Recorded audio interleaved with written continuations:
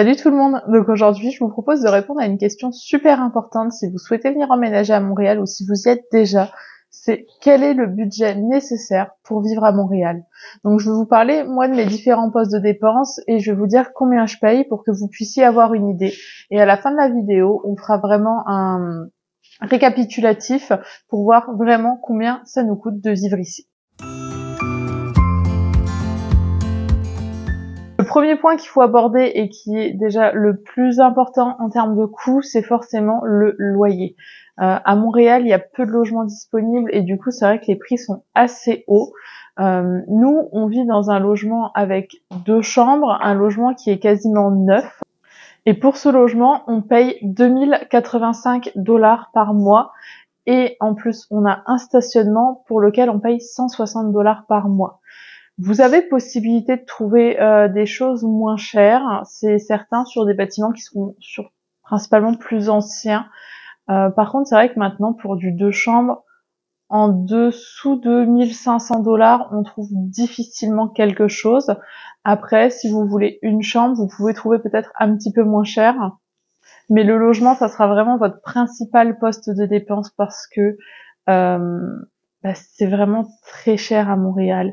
Et même quand là on est en train de regarder pour essayer de déménager, si vous voulez regarder des autres choses, en fait tout est cher. Et même quand on s'excentre un petit peu, qu'on se dit bon c'est pas grave, je suis prêt à aller dans les villes autour de Montréal, aller à Laval, aller à Brossard, aller n'importe où, les prix restent chers. Donc vraiment préparez-vous à dépenser pas mal pour le logement. Après, vous avez aussi la possibilité de la colocation en fonction de votre situation. Sur les colocations, on voit souvent passer des choses à 800 $ à peu près pour une chambre. Donc là, c'est plus accessible. Mais encore une fois, tout dépend de la manière dont vous arrivez à Montréal et de l'expérience que vous voulez vivre. Donc il y a pas très longtemps, on a aussi acheté une voiture.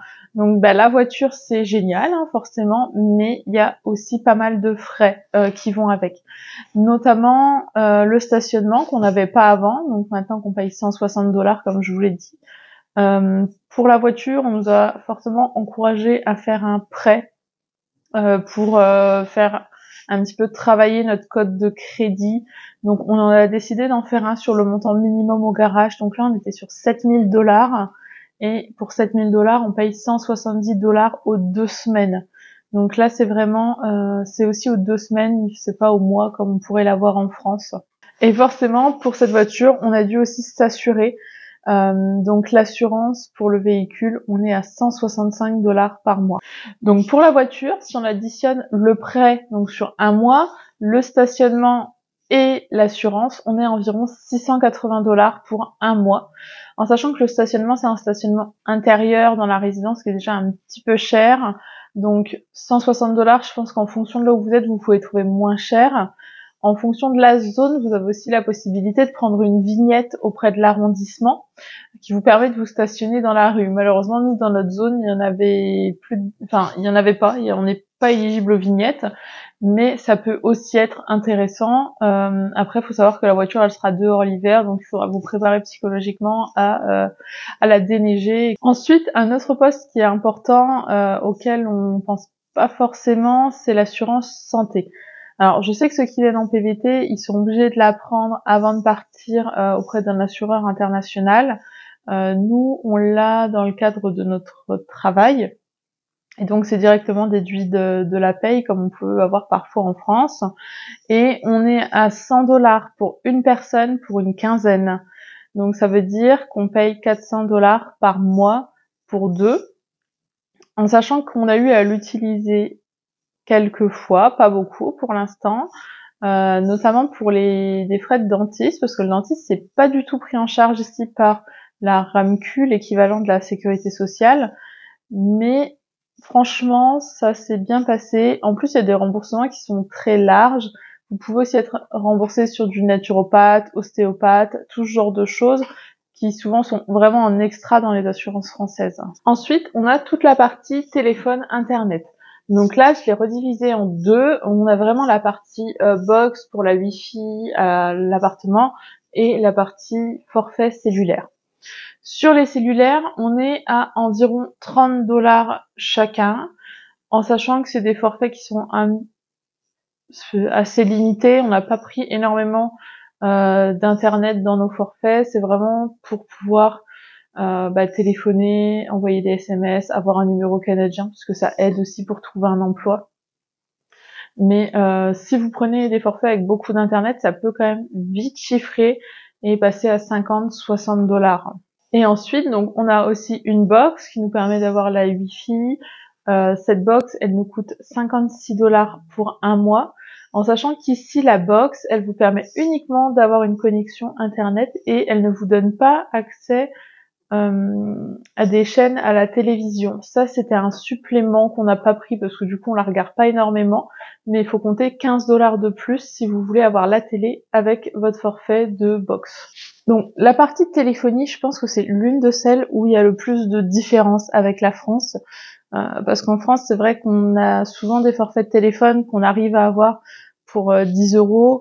On a des box qu'on arrive à négocier en plus annuellement à en général 20-25 €, mais rarement plus. Enfin, nous, en tout cas, c'est ce qu'on avait en France. Et là, finalement, le budget téléphone, il est vite à 100, 110, 120 $ pour la même utilité qu'en France. Donc ça, c'est vrai que c'est un petit peu dommage, mais bon, c'est tout, c'est comme ça. Je pense que le territoire est peut-être grand et ça coûte plus cher de le couvrir. Mais voilà. Au niveau du téléphone, faites bien attention à vos frais. Il y en a aussi qui gardent leur carte française et qui prennent des forfaits un peu internationaux, notamment avec Free. Vous pouvez le faire aussi, mais c'est vrai que c'est bien d'avoir un numéro canadien, surtout quand vous cherchez un travail. Après, je sais qu'il y a des applications qui permettent de générer un numéro canadien, mais voilà, après c'est quand même plus de démarches, et puis j'ai entendu qu'il y avait aussi pas mal de petits bugs à ce niveau-là. Ensuite, on a dû prendre un abonnement à Hydro-Québec. Donc Hydro-Québec, ils font tout ce qui est chauffage, électricité, la fourniture de l'eau chaude, etc. Donc nous, l'eau chaude, on l'a exclue parce qu'elle est déjà dans notre loyer. Donc là, ce qu'on paye, c'est vraiment notre électricité et notre chauffage à Hydro-Québec. Forcément, ça va beaucoup dépendre du logement que vous avez, si vous avez un logement qui est bien isolé ou pas. En général, quand vous choisissez votre logement, on vous conseille de regarder les factures d'Hydro-Québec du locataire précédent. Et c'est vrai que si elle dépasse 100 $ par mois, c'est que le logement il est pas très bien isolé. Donc depuis qu'on est là, on a payé environ 50 $ par mois pour Hydro-Québec, en sachant que on a aussi la clim dans le logement, et que cet été il a quand même fait chaud. Il y a beaucoup de vitres dans le logement, donc c'est vrai qu'on a pas mal usé de la clim. Là, on commence à mettre le chauffage, mais je pense que c'est à peu près ce qu'il faut compter, 50 $, en sachant qu'Hydro-Québec, habituellement, ça se paye aux 2 mois. Donc là, on est plutôt à des factures, cet été, on était plutôt à 75 $ aux 2 mois. Là, on voit que les factures ont commencé à augmenter parce qu'on a commencé à mettre le chauffage. Mais on peut partir sur un budget d'environ 50 $ en fonction de votre logement jusqu'à 100 $. Et après, c'est vrai que ça devient excessif. Et le dernier abonnement qu'on a, c'est un abonnement chez Nespresso pour les capsules de café. Donc, il est un petit peu plus cher qu'en France également. Là, on est à 50 $ par mois pour avoir vraiment les capsules livrées tous les mois. Donc, c'est un petit peu plus cher, mais bon, ça reste malgré tout raisonnable. Donc là, on a fait le tour de nos dépenses fixes. Le type de dépenses suivantes, elles vont être un peu plus variables. On a notamment le carburant, qui est moins cher qu'en Europe, donc ça c'est déjà l'avantage. Ici, quasiment tout le monde est à l'essence. Elle est à peu près à 1,50, 1,60 $ le litre, donc ce qui fait à peu près du 1,10 €. Si vous voulez comparer, pour l'instant, nous, on met à peu près 200 $ par mois, en sachant que c'est à la fois pour aller travailler, mais aussi pour tout ce qui est sortie le week-end, si on veut sortir un petit peu de l'île de Montréal. Donc ça reste bien inférieur à ce qu'on pouvait payer en France. Donc là-dessus, c'est vraiment un poste qui est plus avantageux. Et l'un des derniers postes, et là pour le coup, il est hyper variable. Donc je vais vous donner nos dépenses, mais ça voudra pas forcément, ça vous donnera une idée. Ce sera pas forcément le reflet de vos activités et de vos manières de consommer. C'est tout ce qui est épicerie. Donc quand on fait nos courses, moi j'ai regardé sur les derniers mois, en moyenne, on est à peu près 600 $ de dépenses en courses pour un mois. Donc 600 $, c'est le montant qu'on paye pour 2 personnes. en sachant qu'on fait pas forcément très attention, on va dire. Donc ça fait à peu près 400 € si vous voulez un point de comparaison. 400 € à deux. Donc quand on écoute les Canadiens, ils disent aussi que le prix de l'épicerie a beaucoup augmenté ces derniers mois. Nous, quand on était en France avant de partir, on a déjà vu que les prix commençaient quand même pas mal à augmenter sur les courses. De ce qu'on entend, ça continue d'augmenter. Donc je pense qu'on est vraiment dans la même situation en France et au Canada, avec le prix qui augmente beaucoup sur les courses. Donc c'est vrai que c'est un poste qui est important, mais je pense, enfin forcément ça reste indispensable, et je suis pas sûre que y ait des grosses différences entre la France et le Canada sur ce poste-là, en sachant que j'ai l'impression qu'on mange quand même un plus de viande, poisson, que je trouve en général un petit peu moins cher que ce qu'on avait en France. Pareil sur les fruits et légumes. L'inconvénient, c'est qu'en général, il faut faire plusieurs magasins si vous voulez avoir tous les produits au meilleur prix. Et ça, bah forcément, ça prend du temps et c'est pas forcément ce qu'on a envie de faire. Ensuite, nous, on a aussi des animaux. On a un chat et un chien, donc qui mangent également. Donc pour la partie croquettes, pour les deux, et litière, on budgète environ 100 $ par mois, en sachant que les croquettes du chien, c'est quand même un peu plus cher. On prenait déjà ce type de marque en France, comme du Royal Canin, ou quand vous prenez vraiment le très gros paquet, au final vous êtes déjà à environ 100 € ou un peu plus de 100 $, mais c'est des paquets qui durent plus longtemps. Donc ça, c'est vrai que c'est un poste aussi. Et pour le chat, c'est quand même beaucoup plus accessible. On est plus à environ 15 $ le paquet de croquettes. On en trouve pas mal chez Canadian Tire. Par contre, pour le chien, c'est vrai on les prend plutôt sur Amazon parce qu'on peut se les faire livrer. Et vu le poids du colis, c'est toujours très agréable de se les faire livrer plutôt que d'avoir à les amener jusqu'ici. Après, forcément, on a aussi d'autres dépenses, tout ce qui est loisirs, tout ce qui est restaurant.